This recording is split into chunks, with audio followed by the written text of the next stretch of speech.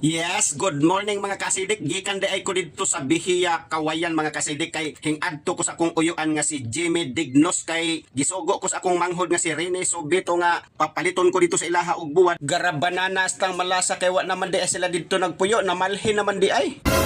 Unya karon mga kasidik mo balik na pugkog sa kay aning ilahang barko diri nga gitawag ko ni og 3 shipping lines nga biyahe og Bihiya nga tupadong sa Mahayahay, Kawayan. 3 shipping lines ang ako ang tawag ani mga kasidik kay og inyong tan-awon puros gini siya kahoy ug kusukusuon ni sa bawod. Makinar na siguro ani ang dili madugmok. Mala. Pero ang nakanindot ani mga kasidik kay daghan siya makaigo nga motor, makasakay po diri ang tricycle, makaigo po diri ang auto. Nice.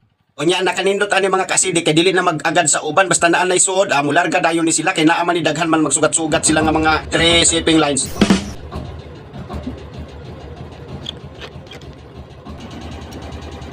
Paminawan ninyo ang tingog sa makina mga kasidik kay anggid-anggid ra pud sa tangkalan nga nagkarga og 13 kasako nga kalbasa.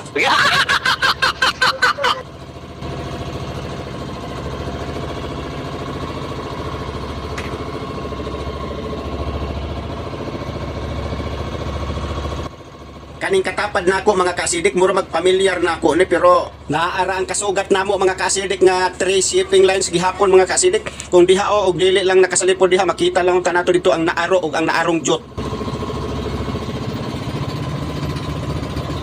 Daghan-daghan pud og pasahero tong kasugat mga kasidik gikan siguro to sa Kawayan nangumpra sa Divisoria.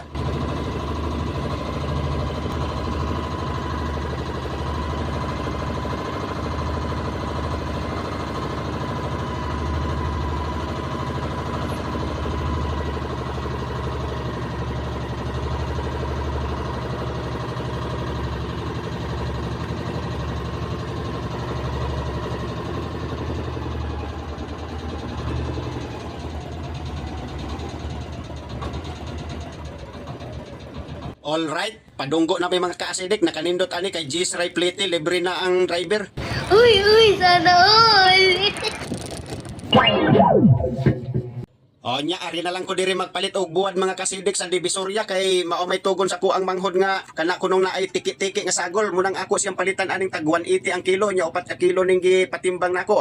Dugay-dugay na gini nilang konsumo. Sana all. 180 ang kilo mga kasidik, tagaktak ko dayon ani ang 720 aning 4 ka kilo. Tara, sir. Thank you for watching mga lods.